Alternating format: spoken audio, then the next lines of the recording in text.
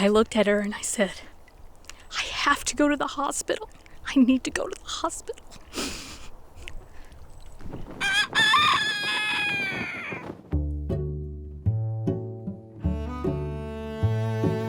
Today is my 49th birthday, and I am going to celebrate by saying whatever the heck I want.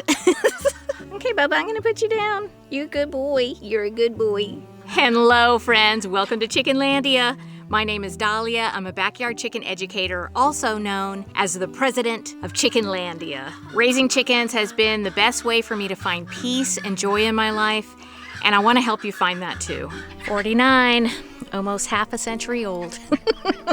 I woke up this morning and I looked in the mirror and I said, wow, I'm hot, but not in a good way. I'm just hot all the time.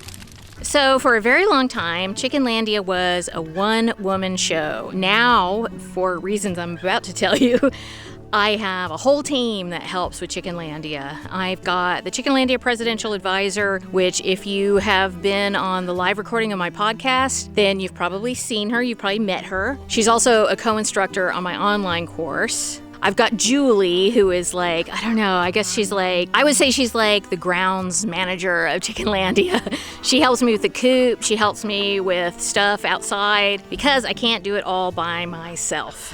I also have Dan, the editor, or Editor Dan, I can't remember what I've been calling him lately, and he's the one that edits my videos. He also puts UFOs in them occasionally.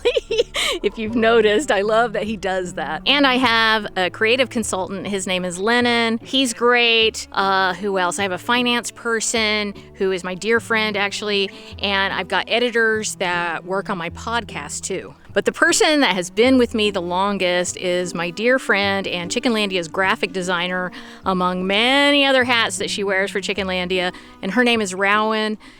She's just been with me for a really long time, and she designed my logo and all the other branding that you see attached with Chickenlandia, including all of my merch, like all of my t-shirts and stuff.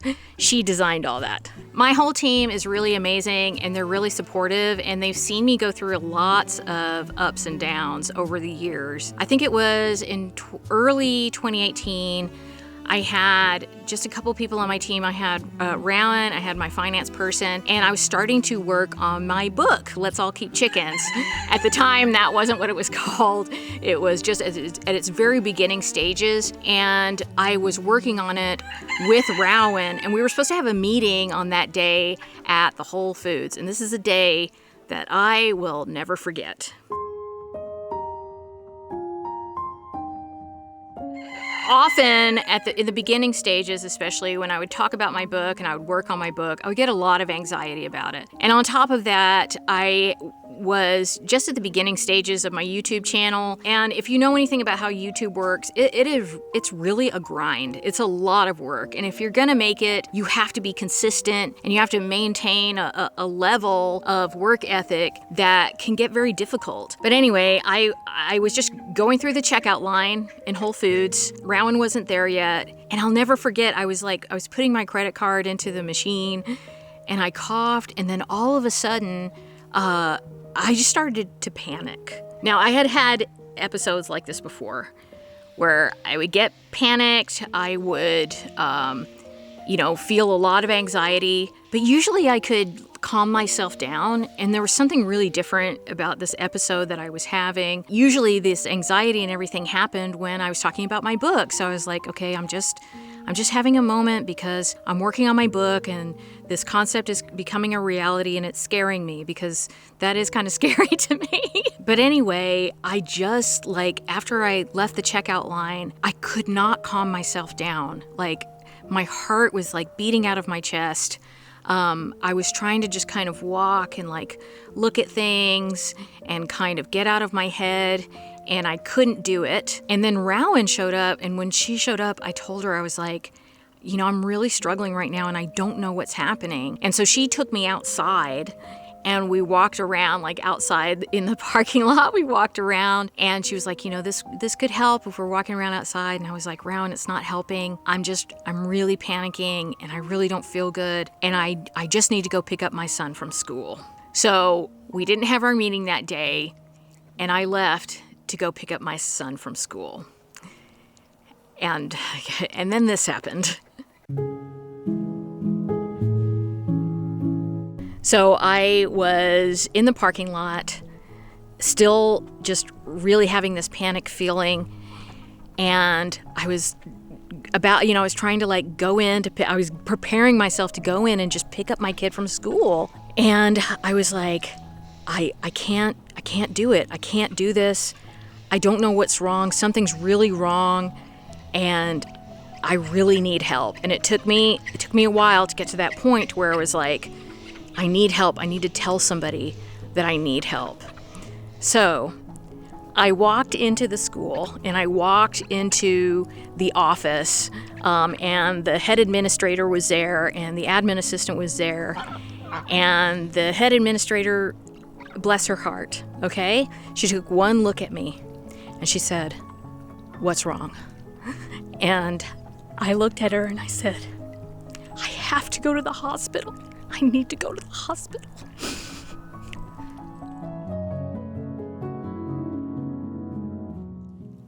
So, this wonderful woman who worked at my son's school arranged everything for my son to get home safe and took me into her car and took me to the hospital. And she stayed with me there until she knew that my husband was on his way. And my husband was actually on a shoot. He's an aerial cinematographer, and he was shooting a film or a TV show or something up in Canada, in Vancouver, which is not that far, but it's over the border.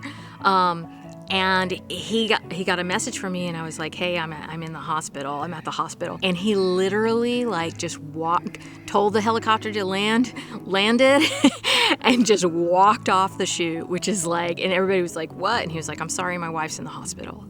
So he got there, and they ran all these tests on me, and the doctor said, "You know what? Nothing's wrong with you." I was like, "Okay, but I'm glad I'm not having a heart attack," because I really felt like, am I having a heart attack? Am I gonna faint? Am I just gonna freak out?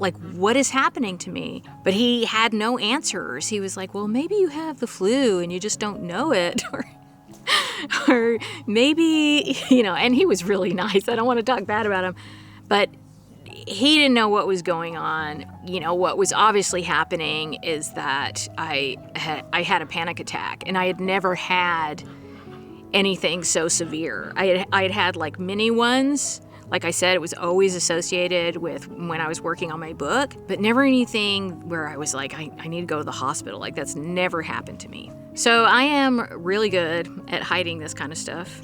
But to be very honest with you, those panic attacks, the anxiety that goes along with them, they never really went away completely. I will have times when I go several weeks or even several months without having them, without having just that lingering anxiety all the time, or these moments where I'm really panicking. But they never just completely went away and didn't come back ever since that moment. One thing that I have realized about these episodes is that they seem to be cyclical. So I have them most of the time during certain times of the month. And, this is TMI, but honestly, I don't care, because nobody talks about this stuff.